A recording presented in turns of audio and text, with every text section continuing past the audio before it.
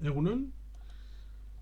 Vamos con el cierre, parece, de Pierre de Nostal, de los capítulos acerca de los mitos del nacionalismo vasco y las mentiras de José Díaz Herrera, capítulo número 5, donde se establece de inicio la esquela de don José María Paternina y Alonso.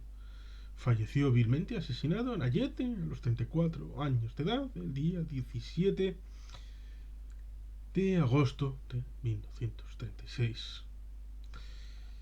Es interesante. El asesinato del exalcalde de Donostierra, José María Paternina. Es interesante porque, bueno, en discreción, digamos que Paternina es el nombre de una famosa bodega, ¿no?, en Aro, que creo que ya no existe. Pero queda la memoria. Lo mismo que esto. Vamos con el texto. Estricta y llanamente de Pierre de Lostal, y que agradezco bastante la posibilidad de poder transmitirlo. En el anterior artículo de José Díaz Herrera, de la serie de las mentiras, de su libro Los mitos del nacionalismo vasco, mencioné, cada vez que diga mencioné, es texto de Pierre de Lostal. Mencioné el recurso literario calumnia caljo queda con el que el periodista canario mentía en lo que se refiere a la autoría de los asesinatos de los 7 requetes de Azcoitia. En este caso se refiere al asesinato del exalcalde de San Sebastián, Paternina, y adjudica el crimen al sindicato nacionalista Solidaridad de Trabajadores Vascos, es decir, ELA. José María Paternina y Alonso, nombrado alcalde de San Sebastián por el gobernador en 1934, despidió a los funcionarios cenetistas del ayuntamiento a causa de los desórdenes de ese año, en octubre del año 34. A continuación, la versión del periodista. La versión tras la Revolución de Octubre de 1934, que acabó con la dimisión de los alcaldes y concejales firmantes del Pacto de Zumárraga, el cual trataba de imponer un gobierno de Euskadi por la vía de los hechos consumados, José María Paternina fue nombrado alcalde de San Sebastián. Como primer mandatario, movilizó a la población para acabar con los desmanes de los revoltosos. Despidió al funcionario que se negaron a trabajar esos días e impuso el orden.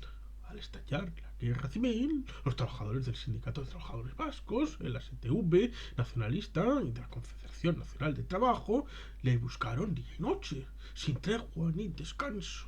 Le hallaron oculto y le sacaron fuera de la ciudad a golpes. Su cuerpo apareció como un colador cosido a balazos. Más de 80 proyectiles mortales de necesidad, la mayoría le cegaron la vida. Luego se supo que el Sindicato de Trabajadores Vascos, el ASTV, había reclamado para sí el honor de enviarle a otro mundo. Las negritas son mías, es decir, del autor. Los mitos del nacionalismo vasco, página 157, José Díaz Herrera. Una pena que José Díaz Herrera no ponga ni la cita ni la fuente. Fuera de San Sebastián es posible que cuele. Aquí, en la capital de Guipúzcoa, lo tiene más complicado. Parece que el periodista chicharrero piensa que Donostierras y descendientes de José María Paternina y Alonso no merecemos saber en qué basa una acusación tan insólita hasta ahora. Establece una nota, viernes 16 de mayo 2014, 13:02, el diario vasco, plazas en homenaje a 4 ediles y un escritor asesinados. Subtexto: consenso municipal para dar el nombre de Aitzol y de 4 concejales tiroteados entre 1936 y 1979 a 2 parques, una plaza de Amara y a la explanada de Sagües. Texto: ese 16 de mayo de 2014. El acuerdo de Bildu, PSE, Partido Popular y PNV homenajeará a José María Paternina y Alonso, alcalde de la ciudad, entre septiembre de 1934 y marzo de 1935, tras la destitución del regidor electo en las urnas Fernando Sassiain. En plena guerra civil, Paternina fue apresado en su casa el 17 de agosto de 1936 y tiroteado en las inmediaciones del Palacio de Ayete por sindicalistas de CNT, que no le perdonaron que dirigiera la ciudad durante la Revolución de Octubre de 1934. La corporación dará su nombre a la plaza triangular ubicada entre las calles José María Salaverría y el Paseo Errondo junto a la gasolinera. En mi opinión, no es más que otra mentira del autor del libro, atado de pies y manos por la verdad histórica a la hora de encontrar crímenes de retaguardia en donde estuvieran implicados los PNVistas. Ejecutado por milicianos de la CNT en agosto de 1936, memoria de piedra y acero, los monumentos de las víctimas de la guerra civil, el franquismo en Euskadi, página 217, Jesús Alonso Carballés. Tampoco parece que el escritor franquista y cronista oficial de San Sebastián, Adrián de Loyarte, es de la opinión de Díaz Herrera. Hay que recordar que Loyarte, entre las 5 academias de las que era miembro, estaba en la Real Academia de la Historia. Abrimos comillas. Los obreros sindicalistas de la CNT cayeron del lado de la revolución y se colocaron frente a los intereses del pueblo de Donostierra. El señor Paternina los destituyó por constituir un peligro para la tranquilidad del vecindario. Otro. Una noche lo vieron, le insultaron violentamente, le golpearon entre ígneos, le condujeron a las afueras de la población con endemoniados descompostamente, daban voces frenéticos y convertidos en verdugos, le asesinaron de noche disparando contra él gran cantidad de balas. Mártires de San Sebastián, páginas 448 y 449, Adrián de Loyarte. Joven y notable abogado donostierra, ocupó la alcaldía de la ciudad con carácter republicano a raíz de la Revolución Roja de 1934. Su labor se caracterizó por una enérgica actuación en defensa del orden público y de los ideales patrios. Dio la batalla a la huelga general de aquel año, decretando la cesantía, despido de todos los funcionarios municipales pertenecientes a la CNT. Descubierto su paradero, las balas de unos pistoleros le arrebataron el cuerpo en el barrio de Ayete. La persecución roja en el País Vasco, página 338, José Echeandía, sacerdote franquista, preso en las cárceles republicanas. José María Paternina y Alonso fue homenajeado como otras víctimas de la guerra civil por la ciudad de Donostia, dedicándole una pequeña plaza en el barrio de Amara. El PP ha propuesto que se le dedique una plaza en San Sebastián al abogado José María Paternina y Alonso, que fue alcalde de la ciudad entre 1934 y 1936, y que un mes después del inicio de la guerra civil fue apresado y falleció tras ser tiroteado cerca del Palacio de Ayete por unos sindicalistas de la CNT. Diario Vasco, 4 de septiembre de 2014. Más adelante aportará con más casos del recurso calumnia que algo queda, con los que el periodista José Díaz Herrera bombardea con embustes a sus incautos lectores. Dice que probablemente el próximo artículo será una combinación de este último recurso y el que ha bautizado como arrebato novelesco, donde el autor demuestra sus indiscutibles dotes para la novela ficción, como ha titulado una idea de hay que darles matarile.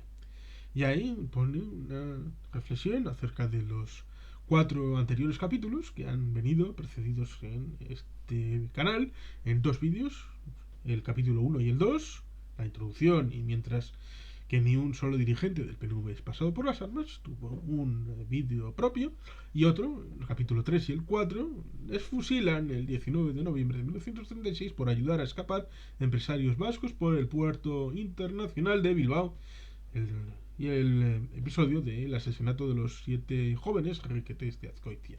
Pero una vez salidos del ámbito de este texto de Pierre de l'Hostal, en naverriberri.com, he de incluir un elemento que quiero incorporar como reflexión porque viene a colación de ese primer parrafito de ese texto de la página 157 de Los mitos del nacionalismo vasco de José Díaz Herrera. La idea de: tras la Revolución de Octubre de 1934, que acabó con la dimisión de los alcaldes y concejales firmantes del Pacto de Zumárraga, el cual trataba de imponer un gobierno en Euskadi por la vía de los hechos consumados, José María Paternina fue nombrado alcalde de San Sebastián.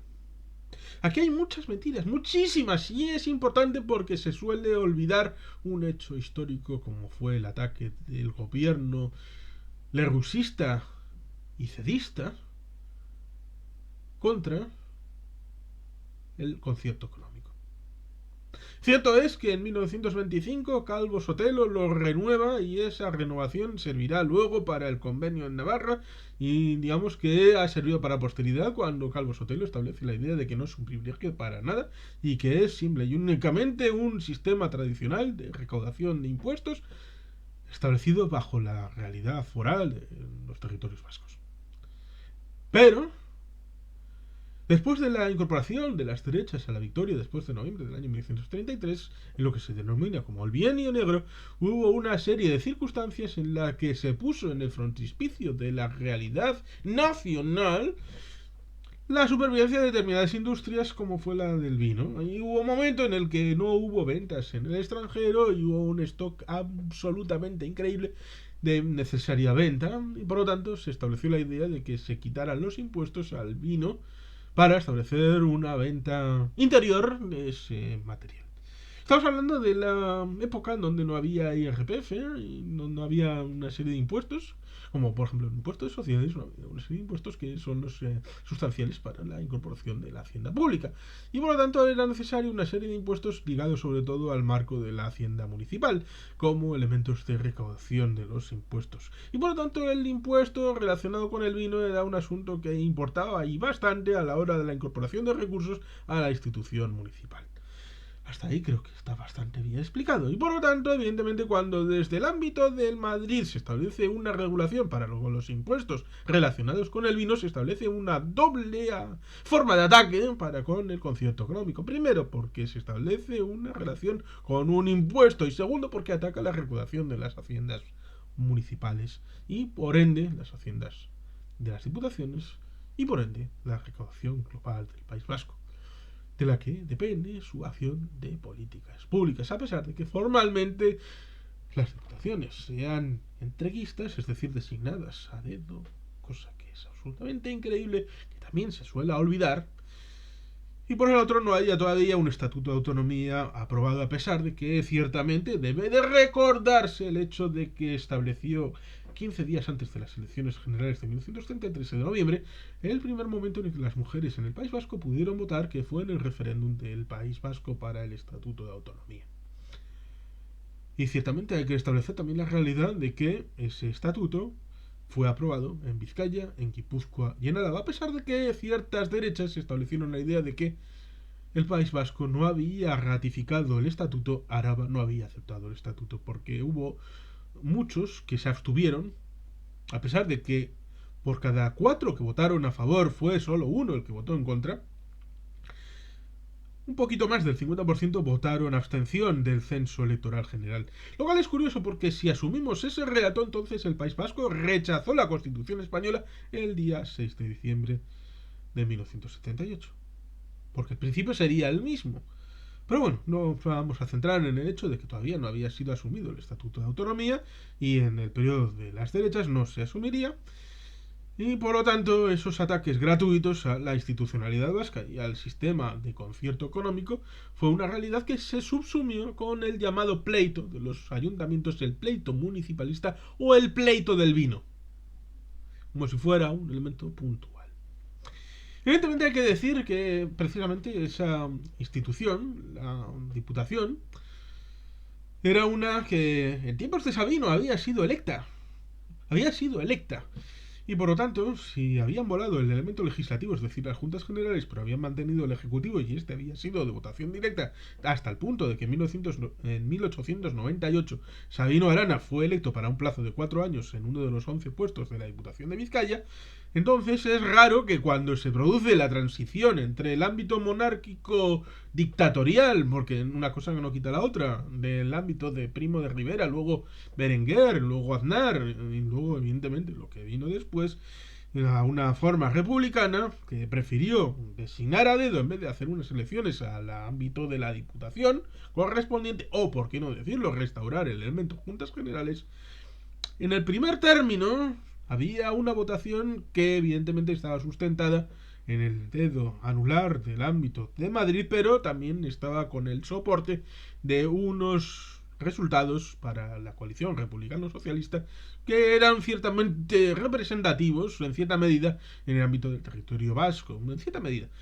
A pesar de que, evidentemente, todos sabemos que tuvo mayor presencia los diputados en la coalición entre nacionalistas y jaimistas, es decir, la coalición católica, pero había un cierto elemento de presencia de estos elementos que habían conformado el gobierno republicano en Madrid.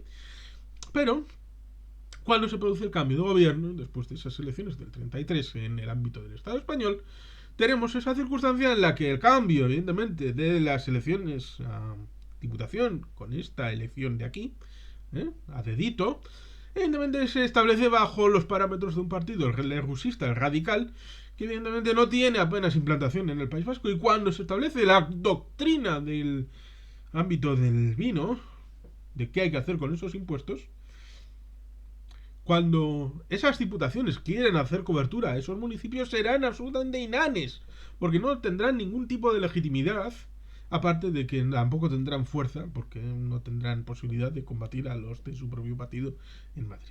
Por eso se establece una serie de votaciones de representantes, cosa que ya se había hecho antes, para la convención aquella en Estella, para el marco del estatuto, y luego en otras series de circunstancias de representantes de los municipios, para esos encuentros donde se acabarían de nombrar representantes para la negociación, en aquel caso del estatuto, con los dirigentes en Madrid, en el gobierno de España, y en este caso se iba a hacer exactamente lo mismo. No se iba a elegir ningún tipo de gobierno por la vía de los hechos consumados para Euskadi, porque había un estatuto que había votado el pueblo, que estaba en trámites. El gobierno iba a ser ese, no se iban a hacer otras cosas, porque quiero recordar, a pesar de que evidentemente no tenga que ver, fue José Antonio Aguirre, como recuerda en su libro Entre la libertad y la revolución, 1930-1935, el que fue a Barcelona antes de octubre de 1934, para decirle a los catalanes que vosotros cuidado con esta gente, con estos republicanos izquierdistas españoles, os van a meter en un problema que no es vuestro y vais a tener el problema vosotros. Y le dijo, vosotros quedaros tranquilos, no hagáis nada. Volvamos al asunto del pleito del vino. Cuando se establece eso, un gobernador de Vizcaya hiperventiló y mandó a meter a la cárcel a todos los dirigentes del PNV, a cerrar todos los bachoquis e ilegalizar al partido prácticamente. Estamos hablando de mucho antes de octubre. Es decir, ya habían liado parda en el País Vasco con el llamado pleito municipalista, con el tema del vino, con el ataque al concierto económico, muchísimo antes de octubre. Por tanto, no tiene nada que ver, a pesar de que la historiografía posterior ha tratado de vincularlo todo para unir a todos en una coalición rojo separatista y de las Jons, porque todo, como aquel panfleto de masones, judíos y nacionalistas vascos, que se dio en ciertas parroquias en el año 1932 con la conjugación, la estrella de David, el compás masónico y el ámbito del PNV, con raigambres en los protocolos de los sabios de Sion, el libelo de la policía secreta zarista. Evidentemente tenemos esa circunstancia donde el único bachoqui que estaba abierto era el bachoqui de la Rínaga, que como hay gente que no entenderá la ironía, era una cárcel en Bilbao. Por eso es importante atacar esta forma de párrafo, además de la circunstancia respecto a José María Paternina, que fue nombrado cuándo y cómo. En una parte del trabajo establece que fue nombrado en septiembre. Pero septiembre es antes de octubre. Por lo tanto, no tiene que ver con la Revolución de Octubre, sino con el pleito municipalista, con el ataque al concierto. Porque si hubiera sido lo contrario, habría sido nombrado en noviembre. Pero no.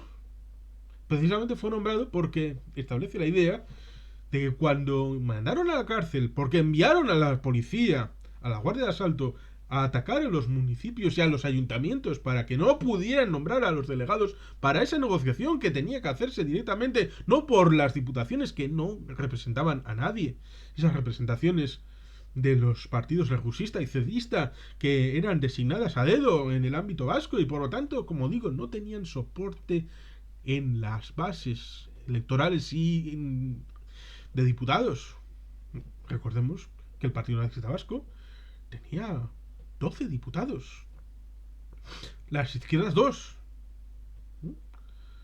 Estamos hablando de un momento en el que creo recordar que había en un total, por todo el País Vasco, 21. Bueno, recordamos que luego habrá 9, 8 y 7.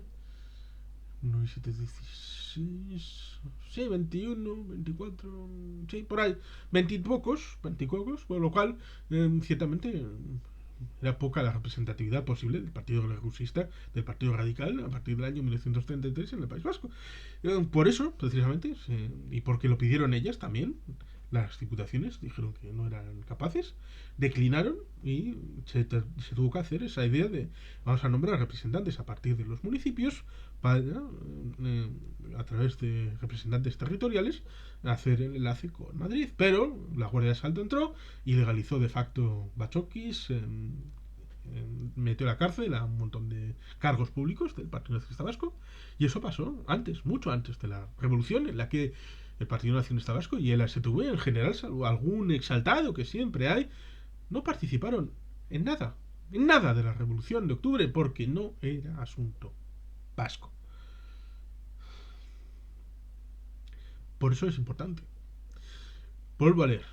Tras la revolución de octubre, que acabó con la dimisión de los alcaldes y concejales firmantes del pacto de Zumárraga, como digo, todo el pacto de Zumárraga fue la única posibilidad de hacer una reunión que se hizo en Zumárraga, a la que asistieron los diputados. Como no pudieron asistir los del PNV, asistió Indalecio Prieto, que era uno de los dos, junto a Azaña, que habían representado a la circunscripción de Bilbao.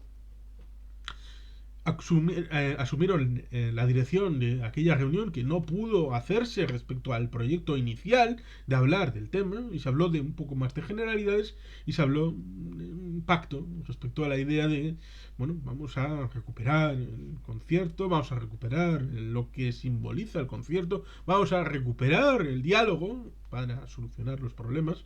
Ese es el pacto de Zumárraga. Hay que ir a las fuentes, y la fuente más directa es José Antonio Aguirre, el libro Entre la libertad y la revolución, 1930-1935, que salió precisamente en 1936. Pues por lo tanto, fue antes del golpe, antes de la guerra civil. Y habla del cual se trataba de imponer un gobierno de Euskadi. Precisamente esa excusa es la que utilizaron los gobernadores, sobre todo el de Bilbao, el de Vizcaya, para tratar de encarcelar a la mayor parte del PNV en Vizcaya, que fue el territorio más zumbado a la hora de la represión. Por eso es importante establecer la memoria de la separación completa entre el llamado pleito municipalista, el ataque al concepto económico, y el ámbito de la llamada Revolución de Octubre. Cosas completamente distintas, y en donde el Partido Nacionalista Vasco tuvo su papel muy distinto, que algunos tratan de imponerle, muy defensor del concierto económico, muy defensor de la foralidad, muy defensor de las instituciones y de los territorios vascos, y nunca estableciendo cosas de facto por hechos consumados, ni rompiendo la legalidad, siempre fieles con la legalidad. Fueron muchos otros los que violentaron la legalidad, empezando por los regusistas del Partido Radical, la CEDA, los de la CNT, el Partido Socialista, ciertamente, y muchos otros, los que se saltaron la ley, cosa que fue un problema, porque parecía que era una república sin republicanos. Pero eso ciertamente sería otra cosa. Simplemente quería poner encima de la mesa, después de haber hecho honor al trabajo de Pierre Tolstal, esta idea respecto a ese párrafo que merece ser atacado de frente, porque es una mentira que, aunque se repita 1000 veces, sigue siendo una asquerosa y repulsiva mentira. Y sin más, es que ricasco, aguroroat, beti gelpean.